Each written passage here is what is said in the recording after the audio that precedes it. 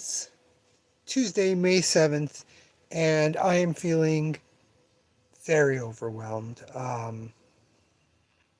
Didn't really talk about this yesterday for a long time, but uh, didn't get my full diamond order yesterday. It was supposed to be forwarded out today, and I didn't get it. So I will be missing some books that should be out tomorrow.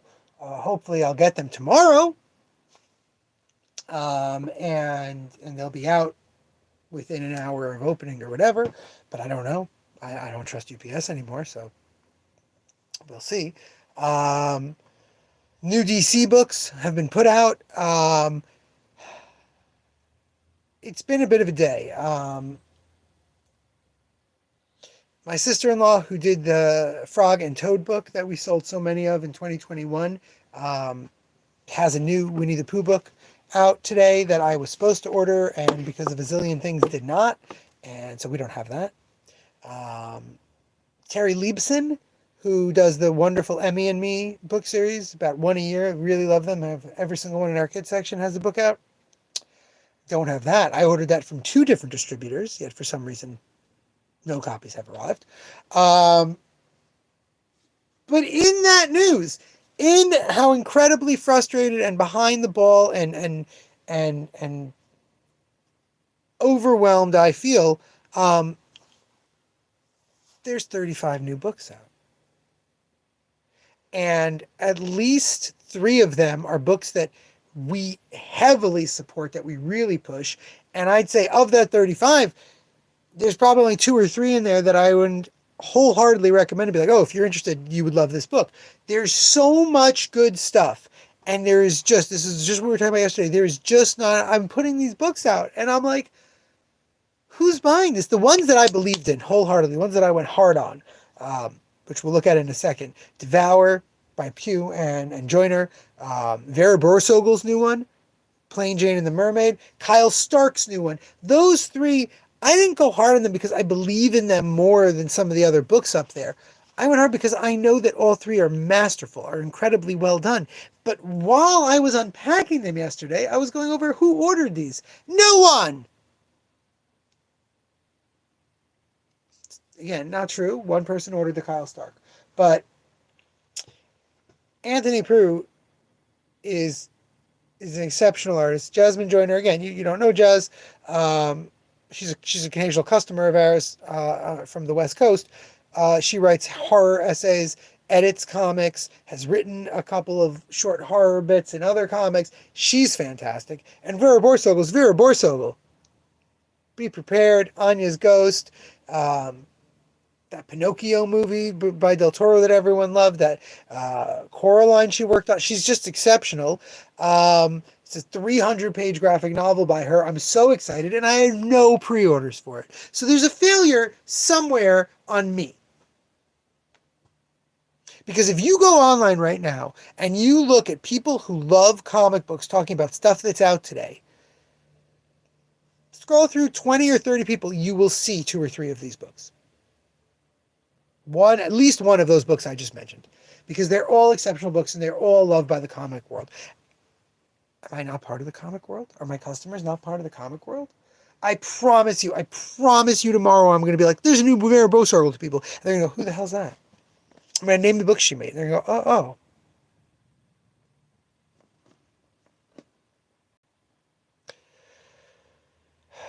I actually don't have her other books in stock right now because there's always so much new stuff coming out that we can't restock all the good stuff. And I'm losing my mind. I'm losing my mind on the level of quality books that are coming out that we can't even carry. Because I mess up. Because I didn't get my sister-in-law's book because maybe I ordered the Emmy and Me books late. I don't know. I don't know what happened there, but I can't even get the books that I want to carry. We have the Diamond Mess Up, so the new Transformers by Anthony Warren Johnson. That's out tomorrow. Hopefully we'll have it tomorrow, but no promises. Welcome. Hello. Anything I can help you find? I'm just looking around. All right. I will point out that we still have books left over from Free Comic Book Day up on the wall over there, right before the kids section, where it says new number ones. So everything with the Free Comic Book Day logo, you're welcome to 3 of. Awesome. Thank you. Yeah, no problem. All right. So let's just stop my complaining and look at the actual new books. As always, there's of course a lot of manga. This time, a big part of that number are Little Golden Books. It's Little Golden Book release week. So first, let's look at those. We've got a new SpongeBob Little Golden Book. We've got an American Girl doll collection. American Girl doll once did a license with Little Golden Books and put out Little Golden Books of specific American girls. Kaya, of course, and Addie. Addie was one of the ones Sarah has. And so now those are all collected in this one big collection. Five American Girls, Princess and the Frog, Little Golden Book, Lion King Circle of Life. It's got the lyrics of the song with a little bit of music in the back with some art, and of course X-Men '97 because got to capitalize on that. So that's 6 of our 5 new books right there. Marvel Beginnings is a cute Marvel board book showing you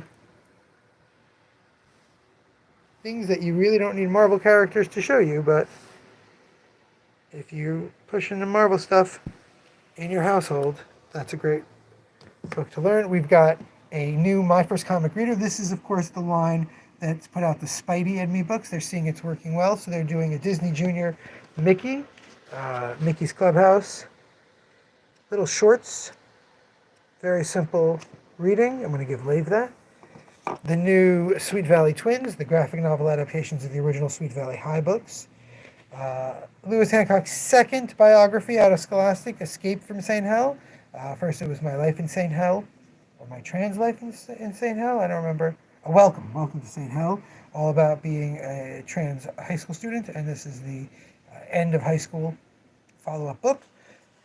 Pairs very nicely with Maya Kobabe's new book, Breathe. It's all about binding and healthy ways to bind and ways that you should be taking care of your body if you are trying to bind. The latest Lore Olympus, Volume 6. Volume 6, I believe, gets you up to, does it say here in the, I think this gets you up to about 110 of the online chapters. I could be wrong. I think maybe the last book got you up to there. So it might be 120. One of the books I was talking about, Anthony Pruitt and Jasmine Joyner's Devour, the 10th book from Abrams' Megascope line, that is African American creators doing, generally, not all of them, but most of them are horror or science fiction. I would say a good half of the books have been horror. Anthony, of course, fantastic artist, lots of depth and great choices. And as I said, Jazz is just, I guess she's a friend of mine, but more than that, Jazz has got an incredible eye and ear for horror. She really knows how to make the spooky. So definitely highly recommended. As I was saying, Vera Borsogel, new Vera Borsogel. I don't even know why I have to show you anything. She is just an exceptional creator. It's a Studio Ghibli film in your hand. If you prefer going by people she actually worked for, it's a Lakia film right in your hand. How could you not get it? That's my pitch. Speaking of pitch, we've got Tryouts. That's the second Sarah Sachs book. She did The Wonderful Picture Day 2 years ago, and now is launching as a series, the Brinkley Yearbooks. There's a third one already in production. Tryouts is about a young woman in 7th grade trying to join her school's baseball team, even though it is for boys only. But it's not about that. It's more about what happens after that and the effect it has on the team, of seeing these things in this binary black and white of she's the girl on the team, and record, and all sorts of great stuff. Definitely, I read it last night actually, definitely recommended. The hilarious Kyle Starks has not drawn his own comic in a while. It's been at least 2 or 3 years. Kyle's got this wonderful sense of weirdness that no one else really can meet. Wonderful pacing, he lands every joke just so well, and he always mixes in crazy action. This one, Karate Prom, even has a little bit of romance. Again, highly recommended. The latest of Katie Farina's Babysitter Little Sister adaptations, Karen's Sleepover. The second volume of Medalist. I may even still have a volume 1 of it I should put with it. But Medalist is about former Olympic hopeful who, for whatever reason, didn't get to, go to Olympics training a young woman who is just naturally gifted. Really wonderful sports manga. Darwin Incident Volume 5. Mobsters in Love, a very adorable BL. Uh, first volume. I Can't Refuse S, a very steamy manga that's really actually I just sold out of the first two volumes of this when someone was asking for a recommendation last Thursday because it really does have a great shoujo vibe to it while also being very submission domination. Star Wars Visions manga anthology. These are the manga stories that were used in the Star Wars Visions TV show. You got great ones like Shirahama, Asawa, and Sato. All did work on those episodes and then adapted them into manga. They came out in a different magazine, in different places in Japan. Now they're collected in this one big book. Second volume of the Mandalorian manga series. Sixth volume of My Special One, another book that I'm now up to date on after having read this about an idol and his very plain girlfriend. This actually shifts the story now that those two are a couple and well established since volume 3 to the secondary couple that we have, which is an actress and the other another member in that idol group. Their relationship. You and I are polar opposites, another shoujo just launching with volume 1. In the Name of the Mermaid Princess, Volume 2, Chainsaw Man, Volume 15, and Adu, Volume 2. And I know what you're thinking. You're going, okay, we looked at a lot of books. That was not 35 books. We still have about 9 more books to look at. 2, 4, 6, 8. 8 more books to look at. So let's start with number 1. Noodles, Rice, and Everything Spice. This is a new comic cookbook all about Thai food. Really, really simple and fun drawings, but not as comic booky as the Let's Make series, but a lot more informative than many other comic graphic novels, like the Porcraft Cookbook, about the history of things and little details. Monster Cats by Pandanya, same creator of The Secret Society of Evil. The soft cover edition of The Miracle Man Silver Age. This is Neil Gaiman taking over for Alan Moore. This is the never finished series that they just finally wrapped up. They did a hardcover right after they wrapped up, and now they did a soft cover. This is some of the best follow-up comics, I would say, of all time. What Alan Moore does in the original Miracle Man is fantastic, but what Neil Gaiman and Mark Buckingham, of course, worked on the Alan Moore run, but what Gaiman and Buckingham do here really takes things up to a level of thought and introspection that I absolutely love. Captain Marvel Volume 1. This is the latest Captain Marvel run, where they introduce a new set of nega bands and sort of change her whole vibe. She's got to switch places with someone to use her powers. Captain America by Michael Straczynski and Jesus Saez. I was just talking about this series on the live stream last week. A really, really nice Captain America run about the little guy. Cap is trying to be a super of his building that he lives in and help all the people who live in the neighborhood while also dealing with issues from his past. Steelworks. This was a really fun series. Michael Dorn, the famous actor who played Worf and also the voice of Steel during the Justice League, the Superman cartoon and the Justice League cartoon, writes a really good take. Steel has become sort of a central figure in the Superman universe, where he is Clark Kent's scientific friend. He's also a superhero, but unlike Mr. Terrific, who they have a whole scene with, he's not some next level genius. He's just an engineering expert and is relied upon very heavily because he shares so many of the same values with Superman. And this really does a great job of contextualizing him in the current DC universe where there are so many characters. What it is, this is a fantastic Lynda Barry book that's been out of print now for 2 years.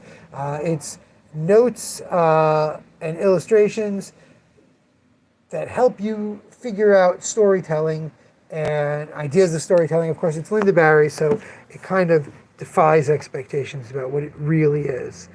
But really, just an excellent book if you care about the creative process and you want to think about how you tell stories and what comic books can do. You can't go wrong with Linda Barry. And finally, and literally finally, the Scraper signed and numbered editions. If you recall, we already had the Scraper hardcover pass through, but those weren't our signed and number ones. The signed and number ones had to be resealed. Oh, I flipped the camera.